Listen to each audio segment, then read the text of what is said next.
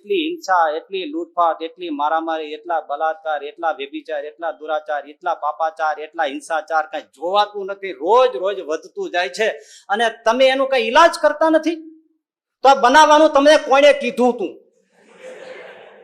જીવવા જેવું નથી રહ્યું. છાપા વંચાતા નથી, ટીવી જોવાતું નથી, એવા પાપાચાર દુરાચાર આવે છે રોજ રોજ એટલા બધા થાય છે. તમે વિચાર કરો, આટલી બધી દુઃખદ, નર્કથી પણ વધી જાય એવી પીડાદાયક પૃથ્વી ઉપર આવું જીવન થઈ ગયું છે. તો તમે ગીતામાં કઈ ગયા છો? યદા યદા હિ ધર્મસ્ય ગ્લાનિર્ભવતિ ભારત અભ્યુત્થાનમ અધર્મસ્ય તદાત્માનમ સૃજામ્યહમ પરિત્રાણાય સાધુનામ વિના. મારો ગીતા મીડો બોલો.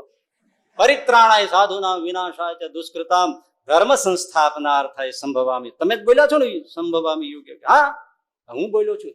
તો હવે પાપ વધવામાં બાકી શું છે? તે તમે આવતા નથી. આવો, ઠીકઠાક કરો કાંઈ. હું તમને એ કહેવા આવ્યો છું. પરમેશ્વર તો પેલું પૂછશે. મર્યા પછી પરમેશ્વર તો પેલું પૂછશે. કોઈનું સુખ દુઃખ પૂછ્યું તું? પરમેશ્વર તો પેલું પૂછશે. કોઈનું સુખ દુઃખ પૂછ્યું તું? આ દર્દ ભરેલી દુનિયામાં કોઈનું આંસુ લૂછ્યું તું?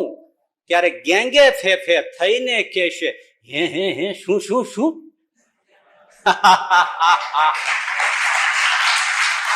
આ બધું કબૂતરોનું ઘૂ ઘૂ ઘૂ, ઉંદર ચકલા ચૂં ચૂં ચૂં, ભમરા ગુંજે ગું ગું ગું, કોયલ ગુંજે કું કું કું, ઘુવડ સમો ઘુઘવાટા કરતો એક માણસ બોલે હું હું હું. પણ પરમેશ્વર તો પેલું પૂછશે, કોઈનું સુખ દુઃખ પૂછ્યું તું? તમે કેટલા, આપણે નથી જિંદગીનો જરા સરવાળો માંડજો.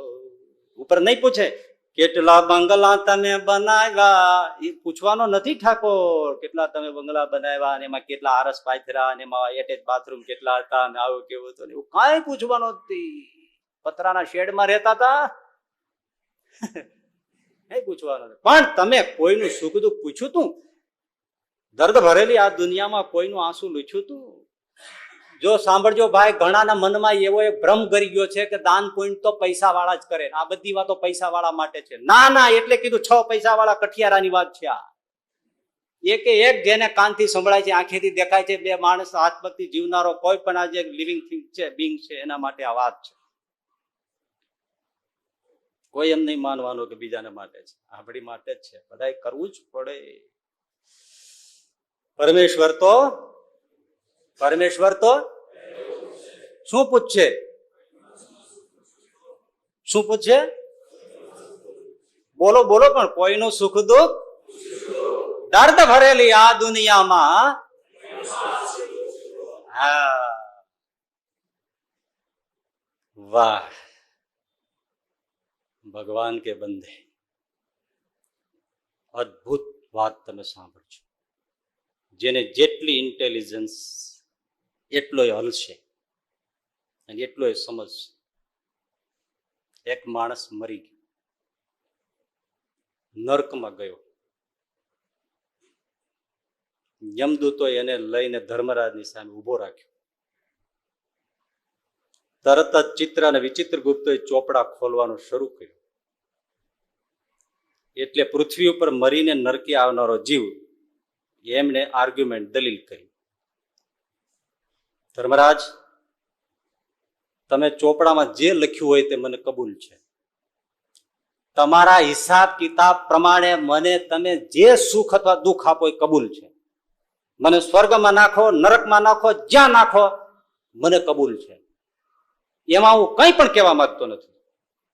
પણ એ બધા જ હિસાબ પતાવો એ પહેલા મારી એક વિનંતી છે. એક એક શબ્દ ધ્યાનથી સાંભળજો. મારી એક વિનંતી છે, એ પૂરી કરો. શું વિનંતી છે? 1 મિનિટ માટે મને પરમાત્મા સાથે મુલાકાત કરાવી દો. વાતચીત નહીં, પરમાત્મા સાથે મને 1 મિનિટ મુલાકાત કરાવી દો. તમારા હિસાબ મને મંજૂર છે, મને જ્યાં નાખવો હોય ત્યાં નાખી દેજો. તમારા કર્મફળના હિસાબ એ મને એમાં જરાય દખલગીરી કરવી નથી. 1 મિનિટ મને મુલાકાત કરાવી દો. ધર્મરાજ કે એ નહીં થાય. કેમ ના થાય? અમારે બંધારણ નથી. બંધારણ ન હોય તો આઘું પાછું કરો, થોડો સુધારો કરો. અરે ભાઈ સુધારો ના થાય, મને બંધારણમાં સુધારો કરવાની જરૂર નથી, એ વ્યવસ્થા જ નથી. અહીં એક જ વ્યવસ્થા છે પૃથ્વી ઉપરથી, અહીં આવો, અહીંથી પૃથ્વી ઉપર નાખી જાય, એ સિવાય અહીં કોઈ બીજી સર્વિસ જ નથી. અહીં કોઈ બીજી ટ્રાન્સપોર્ટેશનની વ્યવસ્થા જ નથી. આ એક જ વ્યવસ્થા છે, અર્થ ટુ હેલ, હેલ ટુ બીજું કઈ સ્વર્ગથી નરકથી પૃથ્વી, પૃથ્વીથી બીજી તમને મુલાકાતની કોઈ વ્યવસ્થા જ નથી. અરે વ્યવસ્થા ના હોય તો કરો, પણ મેં તમને કહ્યું છે મને એક મિનિટ મુલાકાત આપો ભગવાન સાથે. ધર્મરાજ કે ન થઈ શકે. ભલામાં કેમ ના થઈ શકે? મેં ઘણી વાર સાંભળ્યું છે, તમે બ્રહ્માને મળવા જાઓ છો, શિવને મળવા જાઓ છો, વિષ્ણુને પણ મળવા જાઓ છો, તમે જાઓ છો ને કહો છો વ્યવસ્થા નથી. એટલે આ ભાઈ એ તો મારા પૂરતી વ્યવસ્થા છે, તમારા પૂરતી હોય મને હારે લઈ જાવ, શું વાંધો છે? ભાઈ તને હારે ના લઈ જવાય. ન શા માટે લઈ જઈ શકાય? તમે ધારો તો થઈ શકે, પણ લગભગ બધા અધિકારીઓ આમ જ કહેતા હોય છે, અમને પૃથ્વી ઉપર અનુભવ છે કે આ વ્યવસ્થા નથી, આમ થાય એમ નથી. કરવું હોય તો બધું થાય છે, કરવું હોય તો બધું થાય છે, ન કરવું હોય તો કાંઈ નથી થતું. મારો ગળે જ પીડ્યો. ધર્મરાજ ને થયું કે આ પિંડ કઈ છોડે એમ નથી. એટલે કીધું કે ભાઈ જો તને લઈ જઈ, કોઈને વાત નહીં કરવાની, નહીં પછી બધા આવીને માગણી આવી કરે તો ઉપાધિ, હું બીજાને કહેવાનો નથી તો વાંધો નહીં. ધર્મરાજે એનું વ્હીકલ પાડો એ મંગાવ્યો. પેલા કીધું ભાઈ ચડી જા પાછળ, એને પાછળ બેસાડ્યો અને ધર્મરાજ ઉબડ્યા, સીધા ગયા વૈકુંઠ. એને દરવાજે ઉતર્યા, પાડાને પાર્કિંગમાં બાંધ્યો. એટલે વ્યવસ્થા તો સમજાવવી પડે ને, શું હા વાહનને ત્યાં મૂકવું જ પડે. તો પાડાને મૂક્યો અને ધર્મરાજ પેલાને લઈને સાથે ચાલ્યા. તો સ્વર્ગના દરવાણીઓ રોક્યા કે ધર્મરાજ આપને નમસ્કાર છે, આપ પ્રવેશ કરી શકો છો. આ કોણ છે? પેલા કીધું જો થઈને બબાલ ન જવા દે. અરે પણ ન જવા શું કામ દે? તમે કહેતા હતા અહીંયા ન વાય, તો અહીંયા સુધી પહોંચી ગયો કે નહીં? હવે એ જ ના પાડશે, માથાકૂટ કરશો, જગ્યા થઈ જશે. દરવાણી કે કેમ ના જવાય? અરે ભાઈ ના જવાય, કોઈ હિસાબે ના જવાય. તમે એમ એની પાસે જગ્યા કરી લીધી એટલે તમે એમ માનો છો અહીં જગ્યા થઈ જશે? ધર્મરાજ તમે જઈ શકો, ભાઈ મારે તો કોઈ કામ જ નથી. આ વાત પાછળ લાગ્યો છે એટલે હું આવ્યો છું, તો કે એને પ્રવેશ નહીં મળે. પેલે એ જ માથાકૂટ કરી, કેમ નહીં મળે એ મને તમે સમજાવો. ના મળે એટલે અહીંયા તમારી એવી કોઈ વ્યવસ્થા કરો ને. પણ અરે આનો શિરસ્તો નથી, પણ ઉભો કરો ને. ધર્મદેવ આ ધર્મરાજ જઈ શકે છે તો હું એની પાછળ હાલ્યો જાઉં, વાંધો શું તમને? પાછળ ના જઈ શકાય. કેમ ના જઈ શકે? માણો એટલો બધો મળ્યો, રાડો રાડા બોકા ચીસો પાડવા માંડ્યો. તમે આવા છો ને બધા ફીટી ગયા છો, સ્વર્ગ વાળા કોઈને જવાબ દેતા નથી, તમે આવા સુખી થઈ ગયા એટલે અમારી જવાનું સામું જોતા નથી. ઓ હા ધમાલ કરી મૂકી. વૈકુંઠ ના જાગી ગયા. પાર્ષદોને કે આ શું છે? તો કોઈ એક માથા ફર્યો આવ્યો છે અને એ ત્યાં દરવાજે ધમાલ ચકડી કરે છે, એટલે આવું છે. ભગવાન કે ચાલો હું જાઉં. દરવાજે આવ્યા વૈકુંઠ નાથ. બોલ્યો કે જો આવ્યા ને સામેથી. એટલે આમણે કીધું શું છે? મારે મુલાકાત જોઈએ છે. કઈ વાંધો નહીં, તમે બોલો શું છે તમારે કામ? અને ભાઈ એને જે ભગવાનને લીધા છે કોઈએ સંભળાવ્યું નહીં હોય હજી સુધીમાં, એવું ભગવાનને સંભળાવ્યું. તમે આ દુનિયા બનાવી, તમે બનાવી છે પોતે?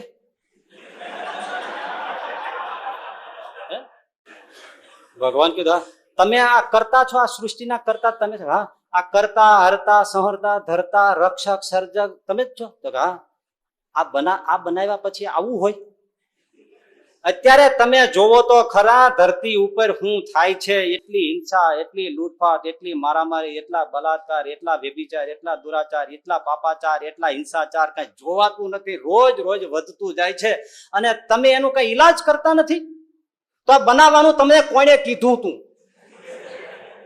જીવવા જેવું નથી રહ્યું, છાપા વંચાતા નથી, ટીવી જોવાતું નથી, એવા પાપાચાર દુરાચાર આવે છે રોજ રોજ, એટલા બધા થાય છે. તમે વિચાર કરો, આટલી બધી દુઃખદ નર્કથી પણ વધી જાય એવી પીડાદાયક પૃથ્વી ઉપર આવું જીવન થઈ ગયું છે.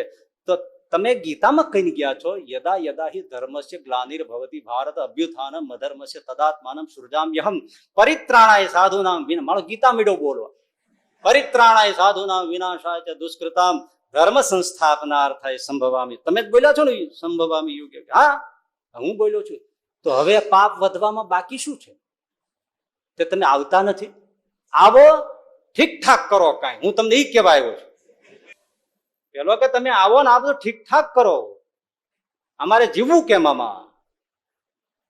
ભગવાન કે બોલતા જ નથી. પેલો કે તમે યુગે યુગનો અર્થ એવો કરતા હો પ્રભુ કે અમે એક યુગમાં એક જ વાર આવું છું, તો કઈ વાંધો નહીં, મુબારક તમને. ન આવો, તમે વારે વારે ન આવી શકતા હો તો કોઈ સંત, ફકીર, ઓલિયા, જ્ઞાની, કોઈ આચારવાન, કોઈ એવા એવા મહાપુરુષ, સાધુ પુરુષ, ઓલિયા પુરુષ, ફકીર પુરુષ એને મોકલો કે એ બધું આ ઠીકઠાક કરે. કોઈને મોકલતા કેમ નથી? કોણ કરશે આ ઠીક ઠીક? તમે આવતા નથી. ઓલિયા પુરુષને, સાધુ પુરુષને, ફકીર પુરુષને પણ તમે કોઈ મોકલતા નથી. મોકલો તો ઠીક થાય. 10 મિનિટ ભગવાનને ગગલાય. ત્યારે છેલ્લે ભગવાન એટલું બોલ્યા, તું શું કહે છે? બસ એ જ. કોઈકને, હવે સાંભળજો, કોઈકને મોકલો તો ધરતી ઉપર કાંઈક લોકોને માનવતા શીખવાડે, કંઈક હિંસા ઘટાડે, દુરાચાર પાપાચાર ઘટાડે, લોકોને સારે રસ્તે વાળે અને જીવન દુનિયામાં કંઈક જીવવા જેવું થાય એવું કંઈક ઠીકઠાક કરે. એટલા માટે કોઈકને મોકલો. કોઈકને મોકલો એટલે જ ને ભગવાન એક જ વાક્ય બોલ્યા, મેં તને એટલા જ માટે મોકલ્યો તો તે શું કર્યું?